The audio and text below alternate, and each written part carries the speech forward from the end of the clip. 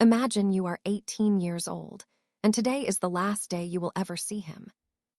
Not because someone is dying, not because the world is ending, but because you both decided, standing in the wreckage of a first meeting that felt like a small earthquake, that this is the only way it can work.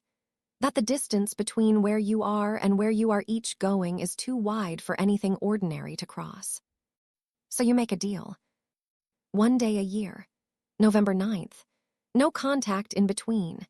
No calls, no letters, no reaching across the silence to check if the other person is still there. Just one day every year, for however long it takes for the two of you to become the people you are supposed to be before you can become something to each other.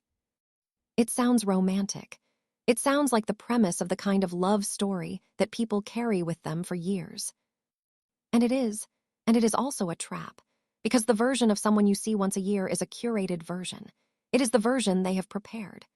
The version that has been waiting for 364 days for this one day to be its best self. And the space in between the ordinary days, the bad mornings, the small failures, the things a person does when no one who matters is watching, that space is invisible. That space is where the real person lives. And by the time you discover who that real person is, you are already in love with a story. This is November 9, and Colleen Hoover is asking, with every page of it, whether the story we fall in love with and the person who lives inside it are ever truly the same thing. Who is Colleen Hoover when she wrote this book? By 2015, when November 9 was published, Hoover had established a pattern that her readers had come to expect and depend on: emotionally devastating, structurally inventive, refusing the comfortable resolution in favor of the true one. She had written about abuse and grief and the complicated architecture of family. She had proven that she could take the conventions of romance and use them as the container for something much more difficult and much more honest. November 9 arrived as something lighter in surface tone than some of its predecessors. There is humor in it, genuine warmth, the kind of crackling dialogue that makes you forget you are reading and feel instead like you are eavesdropping on real people. Hoover has always had that gift, the ability to write two people talking and make you feel the electricity between them without having to tell you it is there. But underneath the lightness is a question she was genuinely sitting with, about the stories we construct around the people we love, about the difference between falling in love with someone and falling in love with the idea of someone, about whether a relationship can survive the gap between its mythology and its reality, and whether it should. She grew up, as always, from the inside of real feeling, from the understanding that love is not just a state but a narrative, and that narratives can be beautiful and true and also incomplete in ways that matter enormously when the missing parts finally surface. November 9 is her most playful novel in some ways, and in other ways, her most structurally precise examination of that gap. Let us enter the world of the book. We meet Fallon O'Neill on the day she is leaving Los Angeles. 18 years old, the daughter of a moderately famous actor, she was on her own trajectory toward a career in performance before a fire changed everything. The fire left scars, visible, permanent, written on her body in a way she cannot cover or forget or pretend did not happen. And so she is leaving, starting over, heading to New York to build something new in a place where no one knows who she was before. She is having lunch alone, on this last day, when a stranger sits down across from her and begins narrating her life. His name is Ben Kessler. He is 19, a writer, or wants to be a writer, which at 19 is both exactly the same thing and completely different. And from the moment he sits down, he is fully, almost aggressively present. He is funny and perceptive, and he looks at Fallon in a way she is not used to being looked at since the fire. Not past the scars, through them, at her. They spend the entire day together.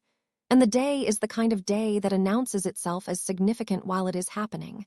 The kind you know you will remember, the kind that feels like it is occurring slightly outside of ordinary time. They talk about everything. They find the specific frequency of each other with a speed that is both exhilarating and slightly terrifying. And then they make the deal. November 9th, every year. 2 years of meetings before they are allowed to attempt anything real. The distance will let them grow. The annual meetings will let them measure that growth. And at the end, if it still feels like what it feels like today, They will know it is real and not just the electricity of a single extraordinary day. It sounds wise. It sounds considered. It sounds like two young people taking love seriously enough to protect it from their own immaturity. It is also two young people building a mythology around a relationship before the relationship has had a chance to be ordinary. And ordinary is where love actually lives. Now we go to the heart of it. The central question of November 9 is one that the book circles from every angle without ever stating directly. What do we owe the people we love in terms of honesty? Not honesty about feelings. Hoover's characters are almost always honest about their feelings, sometimes painfully so. But honesty about facts, about who we are, about what we have done, about the parts of our story that we have quietly edited out of the version we present to the person whose opinion of us matters most. Ben Kessler is a writer, and writers, the book understands, have a particular and dangerous relationship with reality. They take the raw material of experience and shape it. They find the story inside the events. And sometimes, this is the dangerous part. The story they find is more compelling than strict accuracy would allow. Sometimes the narrative demands a version of events that serves the emotional truth at the expense of the literal one. Ben has done something connected to Fallen, to the fire, to the day that changed her life and left its evidence on her skin. He has not lied to her, exactly, but he has withheld. He has allowed her to know him without knowing that thing. And the relationship they are building, this beautiful, carefully constructed, annually renewed thing, is built on ground he has not fully disclosed. Hoover moves between the November 9ths with tremendous skill. Each annual meeting is its own small story. The people Fallen and Ben are in that year, the ways they have grown or stayed stuck.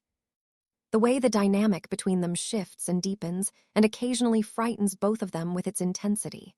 We watch Fallen rebuild herself. Watch her find confidence again, find her body again, find the person she is capable of being when she is not defined by what she lost. And we watch Ben watch her do it, loving her with an attention that is also, quietly, carrying a weight he has not shared. The structure is one of Hoover's most formally inventive. 6 years, visited once each. The gaps are narrative white space in which the reader's imagination fills in the ordinary days, which is itself the point. We are doing what Fallen is doing. We are imagining the Ben that exists in the spaces between the days we see. We are falling in love with a curated version and calling it knowledge. Hoover gives us an exchange between Ben and Fallen that contains the whole book in miniature. He tells her, in one of their November meetings, that she is his favorite story. And the line lands as romantic. It is meant to, and it is, but it is also the tell. She is a story to him, and stories are things writers shape. Stories have the parts that don't serve the narrative quietly removed. Let us talk about what this book is really saying. The first great theme is the romance of absence. The November 9th arrangement is predicated on the idea that distance is protective, that it will allow two people to develop independently, to avoid the codependency of early love, to arrive at each other as fully formed individuals rather than people who grew into the shape of each other out of proximity and need.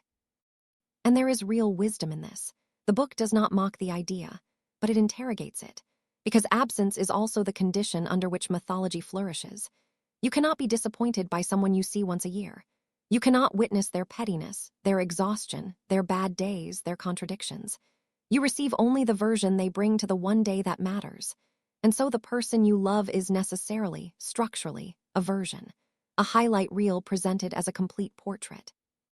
Real love, the durable kind, the kind that has any chance of surviving contact with actual life, is built in the ordinary days.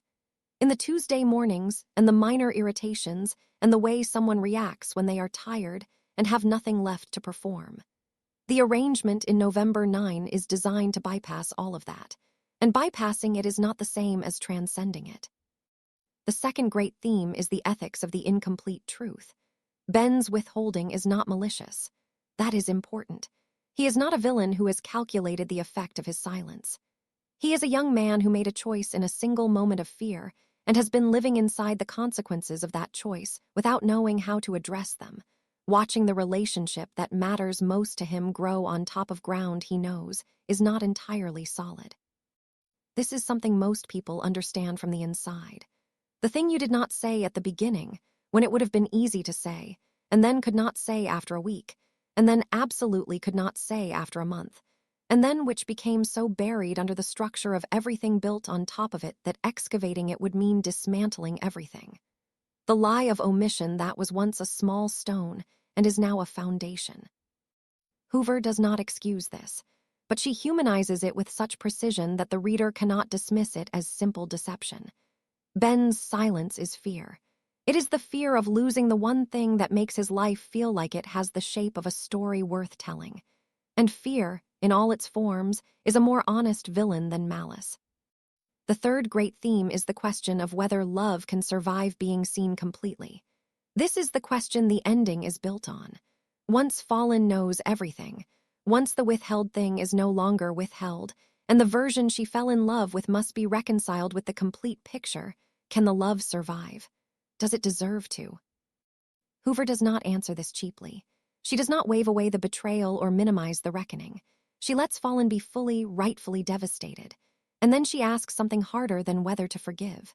She asks whether the love was real. Not whether it was based on perfect information. It was not. But whether it was real. Whether the person she loved and the person who withheld from her are the same person. Whether love that was built on incomplete truth is still love. And the answer the book arrives at, carefully and honestly, is, it depends on what you do next. Now let us look at these characters as the people they truly are. Fallen O'Neill is one of Hoover's most quietly courageous protagonists. Her courage is not the dramatic kind. It is the daily kind, the courage of rebuilding an identity after the thing you thought defined you has been taken away. Before the fire, Fallen was on a path. She was someone with a direction and a self-image that matched it. After the fire, she has to construct a self from different materials, under different conditions, without the blueprint she had been following. Her relationship with her body is written with real sensitivity, not as tragedy, not as inspiration, but as the complicated, ongoing, nonlinear process it actually is. Some days she is fine. Some days she is not. Some days Ben's attention feels like exactly the right thing, and some days it makes her feel exposed in ways she has not yet learned to inhabit. Hoover does not resolve this. She lets it be what it is, a process, not a destination. Fallen's arc is fundamentally about the difference between a life interrupted and a life redirected. By the end of the book, she has not recovered what she lost. She has built something different. And different, the book is careful to argue, is not lesser.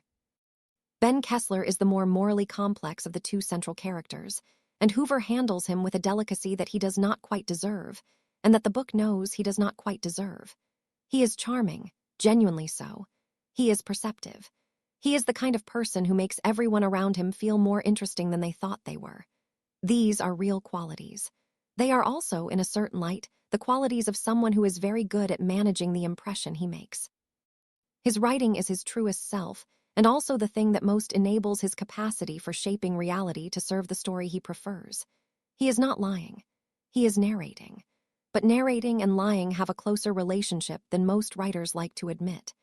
And the book asks him to reckon with that, with the way the writer's instinct to find the best version of events can become, in intimate life, a form of self-protection that costs the other person something real.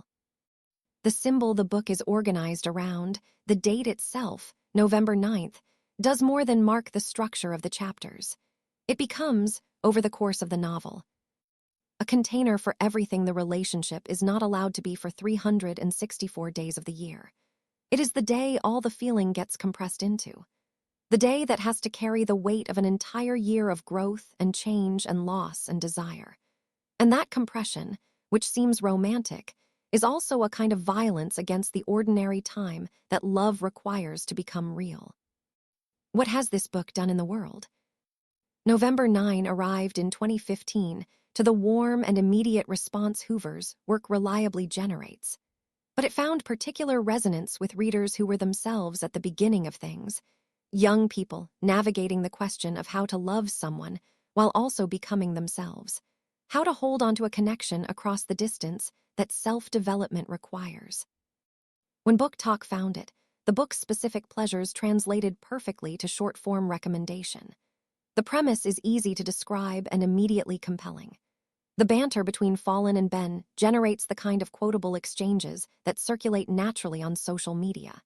And the reveal, the thing Ben has been carrying, finally surfacing, produces exactly the kind of emotional reaction that drives readers to their cameras to describe what just happened to them.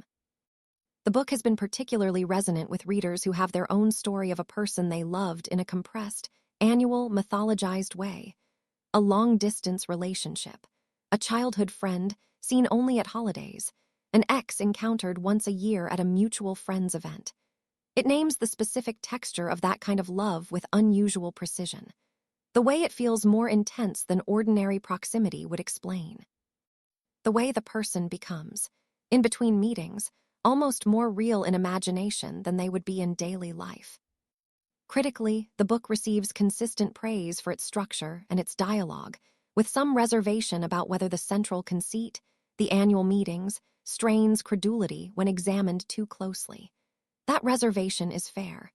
But the best romantic premises always require a degree of acceptance from the reader, a willingness to meet the story inside its own logic.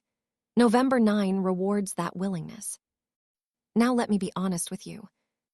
November 9 is Hoover at her most playful and her most propulsive. It is the book of hers that is easiest to read quickly, not because it is shallow, but because the momentum it generates from the first chapter almost will not let you stop. The banter is some of the best she has written. The dynamic between Fallen and Ben in the early sections has an energy that carries the reader almost effortlessly through pages. What it sacrifices for that momentum is some of the depth of characterization that her more deliberately paced novels achieve. Fallen and Ben are vivid, but they are perhaps less fully excavated than Morgan and Clara in Regretting You or Lily in It ends with us. The world around them is lightly sketched. The focus is tight, on the two of them, on the day, on the dynamic. And that tight focus is both the book's greatest strength and the thing that occasionally makes it feel less weighty than Hoover's most ambitious work. The reveal, when it comes, is handled with real skill. It does not feel cheap or manufactured, but it does require the reader to believe that the specific withholding Ben engaged in was something other than a fundamental breach of trust, and some readers will arrive at that question and answer it differently than the book does. Who should read this book? Anyone who has ever loved someone in the compressed, mythologized way that distance or circumstance enforces, and wondered whether they were in love with the person or the story of the person. Anyone who has ever withheld something true from someone they loved out of fear of what the truth would cost, and lived inside that choice longer than they intended to. Anyone who wants Hoover at her most energetic, her most entertaining, her most willing to be funny as well as devastating. Read it if you are beginning something and want a book that will make you think carefully about the stories you tell yourself and each other. Read it if you are in the middle of something and have been wondering how much of what you know about the person you love is knowledge and how much is construction. Read it if you are at the end of something and need to understand how two people who loved each other genuinely and well can still have been, in some fundamental way, strangers. We reach the end. Colleen Hoover wrote November 9 as a love letter to the specific madness of young love and a clear-eyed examination of its most seductive danger. The danger is not heartbreak. Heartbreak is survivable. The danger is the story. The story you build around a person in the spaces between the days you actually spend together. The story that is more beautiful than any real person could sustain. The story you fall in love with and then, eventually, have to surrender when the real person finally arrives in full. Ben and Fallen have to survive the collapse of the version of each other they have been living with. They have to meet, really meet, with everything on the table, after years of meeting only the curated version. And what the book is asking, in its final pages, is whether the real thing, messier, more complicated, incomplete in ways the mythology never allowed for, is something they can love. Not whether it measures up to the story, whether it is enough on its own terms. That is the question every long love eventually has to answer. When the romance of the beginning has settled into the reality of the middle. When the person across from you is no longer the character you assembled from your best moments together, but simply the human being they actually are, available in all their ordinary days, impossible to idealize, impossible to return. Can you love that person? That is always the real question. Every relationship eventually arrives there. November 9 just gets there faster than most, by building the mythology so deliberately and then dismantling it so honestly that there is nowhere left to hide from it. And in that dismantling, in the wreckage of the story and the survival of something more durable beneath it, Hoover finds the only kind of love that was ever actually on offer. Not the perfect version, the real one, which, if you are very lucky, turns out to be enough.